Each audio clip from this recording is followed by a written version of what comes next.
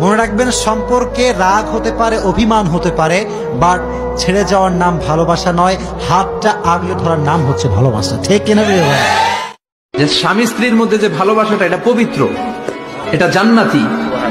এই ভালোবাসা জান্নাতে শুরু হয়েছিল সাইয়েদনা আদম আর হাওয়ার মধ্য দিয়ে। চিল্লা এখন ঠিক কিনা? স্বামী স্ত্রীর ভালোবাসাটা এত সুন্দর, আপনি চিন্তা করেন, স্বামী যদি স্ত্রীর হাত ধরে তাও সব, স্বামী যদি স্ত্রীর চোখে চোখ রেখে কথা বলে তাও সব, স্বামী যদি স্ত্রীকে নিয়ে একটু ঘুরতে যায় তাও সব। সুবহানাল্লাহ পড়ে।